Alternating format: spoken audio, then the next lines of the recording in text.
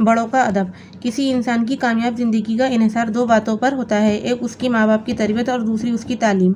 ماں باپ کی تربیت سے بچہ علامہ اقبال، سر سید احمد خان اور محمد علی جوہر جیسا روشن ستارہ بنتا ہے، جبکہ اچھی تربیت نہ ملنے سے بچہ ایک خطرناک ڈاکو اور جرائم پیشہ بھی بن سکتا ہے۔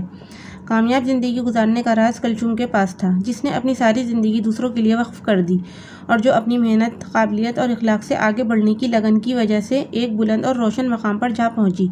وہ ہمیشہ اپنے بڑوں کا ادب اور احترام کرتی اور ہمیشہ اپنے آپ کو سب سے کمتر محسوس کرتی۔ وہ اپنا وقت ضائع کرنے کے بجائے بزرگوں سے اچھی اچھی باتیں سیکھتی اور ان تمام اچھی باتوں کو اپنی شخصیت میں ڈھالنے کی کوشش کرتی۔ اس کے دل میں اپنے ماں باپ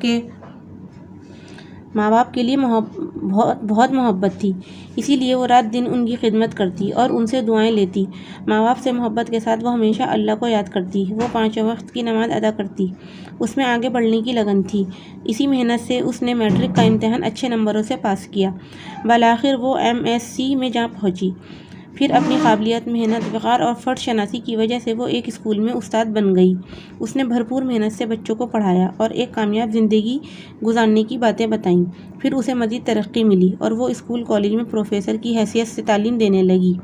اس کی محبت، بھائی چارگی اور اخلاق کی سبھی تعریفیں کرتے۔ وہ ہمیشہ اپنی طالبات کو نصیحت کرتی کہ ہمیشہ بڑوں کا ادب کرو، کیونکہ وہ ہمارے پاس خدا کا تحفہ ہوتے ہیں اور ہم ان سے بہت کچھ سیکھتے ہیں۔ کسی انسان کی شخصیت کا اندازہ اس بات سے لگایا جا سکتا ہے کہ لوگ اس کے آنے سے خوش ہوتے ہیں یا اس کے جانے سے۔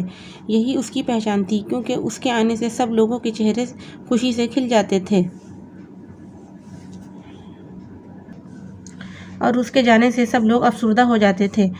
اس بلند مقام پر پہنچنے کے بعد بھی وہ اپنے بڑوں کا ادب کرتی تھی اور ان کے سامنے خود کو ناچیز سمجھتی۔